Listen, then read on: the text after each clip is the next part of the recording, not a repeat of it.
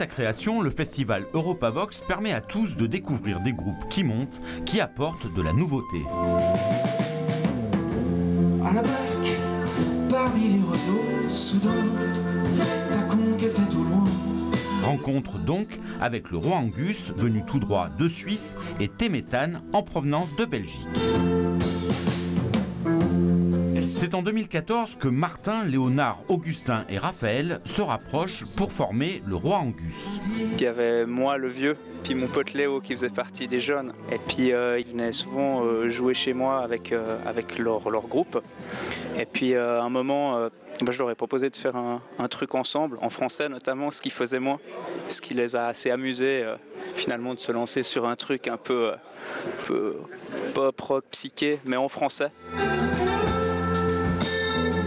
3 ans plus tard, le Quatuor offre une création novatrice où se mélange un rock psyché et des textes envoûtants. Moi j'aime bien, je trouve qu'une forme d'hermétisme, il va assez bien avec une forme de poésie qui permet de ne pas fixer les images, mais de laisser s'aventurer dans différents chemins.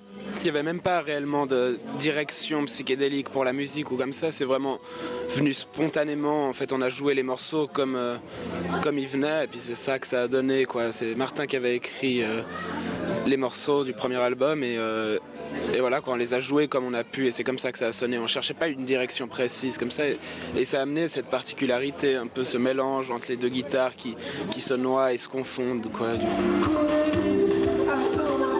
Téméthane, alias Tanguy Azévu, c'est en solo qu'il monte sur scène.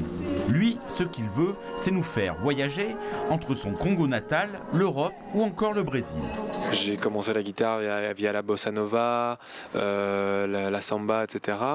Et puis là, à l'époque où je me sentais appartenir à aucune scène musicale, c'est en écoutant des choses sur Internet qui venaient du Japon, plus électro-pop, etc., comme Tujiko Noriko ou Cornelius, que tout d'un coup je me suis dit il y a quelque chose qui me parle là-bas.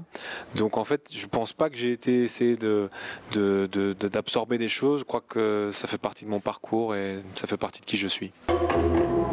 Avec des textes du quotidien et des beats électro, on voyage et on danse. J'ai toujours produit ma musique un petit peu comme un beatmaker.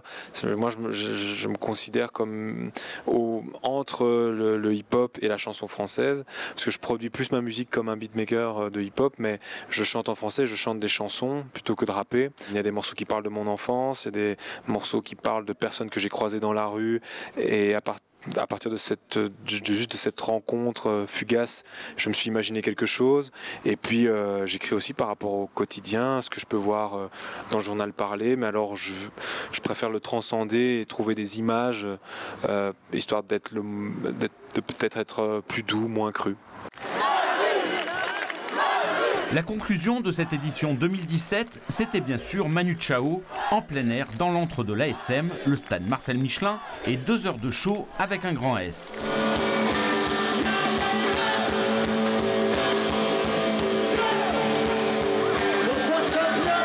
Une belle première qui sera sûrement renouvelée dès l'an prochain.